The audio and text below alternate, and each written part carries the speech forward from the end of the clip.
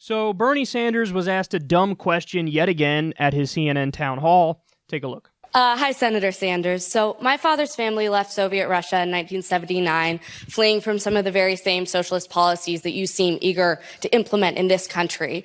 So my question is, how do you rectify your notion of democratic socialism with the failures of socialism in nearly every country that has tried it? And do you think that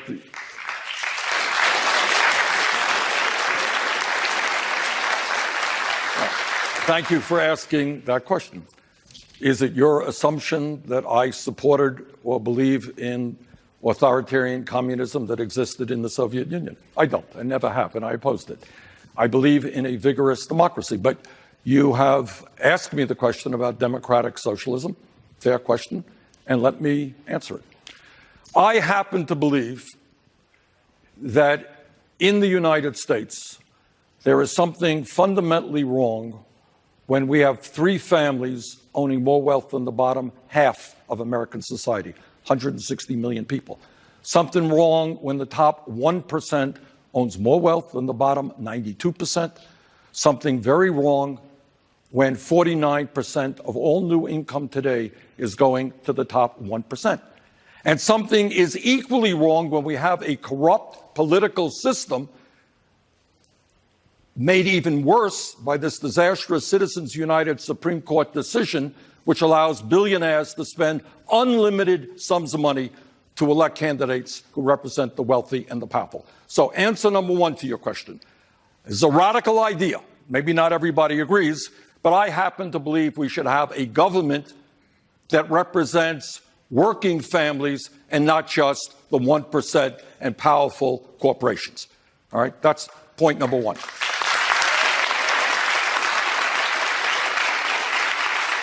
Point number two, what do I mean when I talk about democratic socialism? It certainly is not the authoritarian communism that existed in the Soviet Union and in other communist countries. This is what it means.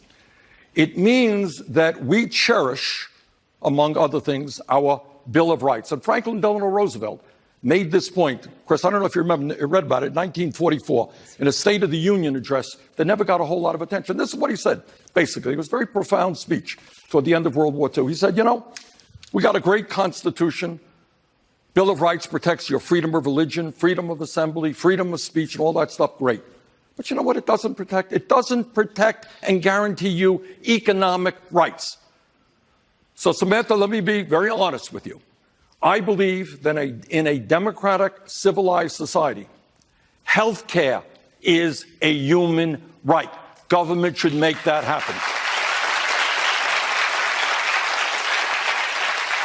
I believe that every young person in this country, regardless of his or her income, has the right to get all of the education they need. That's why I have fought hard, with some success, to move toward making public colleges and universities tuition free and very substantially reduce student debt. And I believe that there is something wrong in America today when you got millions of families paying 40, 50, 60% of their limited incomes to put a roof over their heads. And that millions of working class families, young parents, cannot find quality and affordable childcare.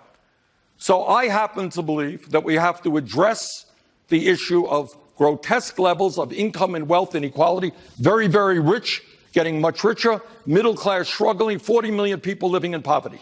And what democratic socialism means to me is we expand Medicare, we provide educational opportunity to all Americans, we rebuild our crumbling infrastructure. In other words, government serves the needs of all people rather than just wealthy campaign contributors. That's what that means to me. So that was about the 845th time he's been asked this question since he's run for president. And it's so fucking annoying to me that these kinds of people ask the question and then they never listen to the answer. Because you would know, when he said it the first time or the second time or the fucking 92nd time, you would have gotten it. Oh, okay. I see what you're saying. I got it. But I guarantee you he's going to be asked this question again. Now, ultimately, we shouldn't be complaining because this is a softball down the center of the plate and he can knock it out of the park every time. But I'm just like frustrated at the fact that there are still these people that exist that are like, I'm going to get him. Hey, Bernie. Soviet Union. And by the way, you'll see it again with Venezuela. You'll see it again with Cuba in some instances. The real idiots will go as far as like Pol Pot and fucking Stalin, bro. Bro, you're on the left? Stalin was on the left, bro. Wrecked, bitch. Like, oh my god, you guys are so dumb. Your mom lied to you. There is such a thing as a stupid question, and you just heard it. Now, coming to find out that the person who asked that question is from the Harvard Centrist Society. And the Harvard Centrist Society is exactly the kind of like dumb status quo defending goofy ass group that you'd expect. They were tweeting about it after she asked the question. That's the VP of the Harvard Centrist Society, and they got ratioed to high hell after they tweeted about it. And then the final point I'll make is this. Bernie's answer is totally fine there.